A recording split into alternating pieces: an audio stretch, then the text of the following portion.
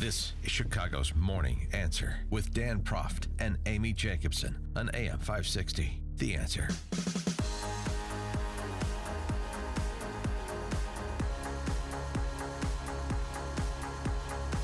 Good morning, Dan and Amy. Of course, one of the stories about the VA, the scandal in the last couple of years was waiting lists. That was really the focus. Veterans not getting the care to which they are entitled. They earn the care. They were promised this care, and waiting lists. And as many as 250,000 veterans. Yeah, died while in that waiting list scandal of 2014. But of course, you always get the sense that what the media focuses on is the top line, and you're not getting the full story. You're not getting the full sense of perhaps the rot in a particular agency or organization, in this case, the Veterans Administration.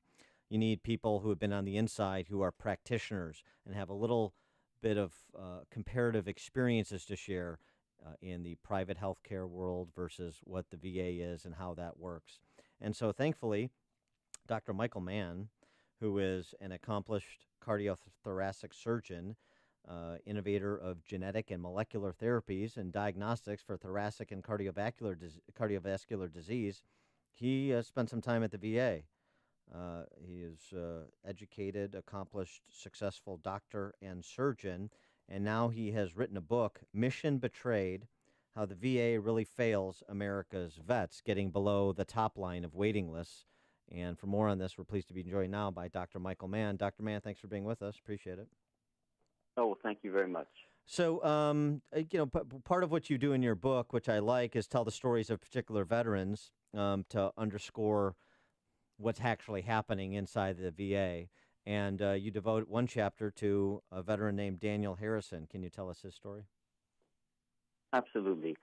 I'll point out that I did try to disguise the identities of the patients and their families, of course, to protect their privacy. But a fellow I did name Dan Harrison in the book was just, one of the great examples of the types of patients that we're really privileged to treat and to try to care for in the Veterans Health Administration. Robust former Marine who had a very, very difficult heart surgery and ended up for weeks and even months struggling to recover with a weakened heart. And the tragedy of the story of patients like Dan Harrison is that at almost any other hospital, almost any other institution, he would have emerged from that experience primarily intact and able to enjoy the rest of the time he otherwise would have had with his family. But unfortunately, it was just a combination of errors and really just ridiculous failings that resulted in his demise. He ended up dying on what we call a monitored ward, so a ward in which patients' heartbeats and oxygen levels are monitored continuously by very sophisticated machinery.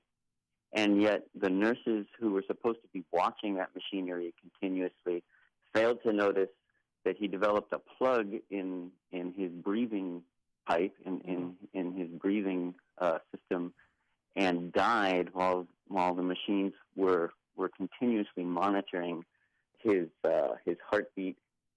No intervention. In fact, nurses went in during the course of the night in which he died, asked him if he wanted the TV to be turned up or down, and failed to notice that the man was at first expiring and then finally lying dead in his bed for hours.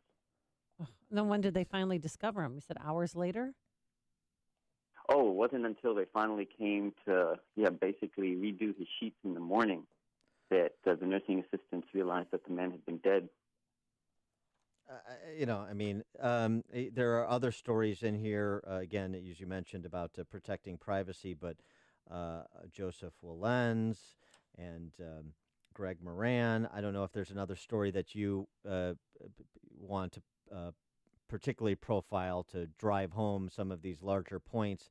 But it seems to me some of the book is a typical story about a government agency that suffers from sclerotic bureaucracy. And then another part of the story is something more than that, particularly with the unique charge that the VA has. No, absolutely. And first, let me point out that although every hospital has its own, stories of failure of individual practitioners, what I really want people to understand about the VA is that it's an institutional acceptance of mediocrity, a 50 or more year tradition of institutional indifference that has resulted in these types of failures being unfortunately common and typical.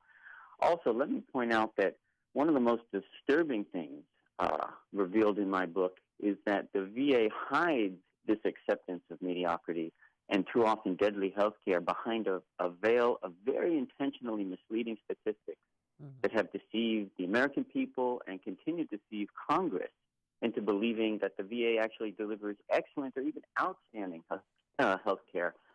And unfortunately, much of the VA bureaucracy is now focused entirely on this web of deceptive statistics. I myself discovered way too late in my own tenure at the VA that I'd actually been prevented from performing potentially life-saving surgery for some patients because their cases were considered too high risk and therefore too much of a threat to those VA statistics. And I later realized to the financial bonuses of certain VA administrators that continue to depend on those statistics. So, go. I'm sorry. No, is anybody auditing the VA here to uncover these deceptive statistics, whether it be, with these bonuses or with high-risk patients? Well, the VA declared a self-transformation in the 1990s.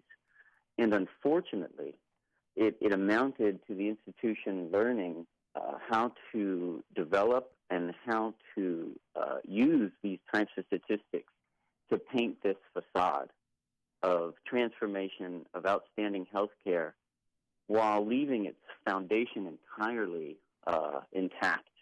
As I said, there really persists, and I think most Americans would be shocked to learn this in the year 2017, after 2.5 years of scandal or more, that there persists at the VA an institutional attitude, not an individual attitude, but an institutional attitude, that it's at its core a second-rate healthcare system designed to treat a group of second-class patients.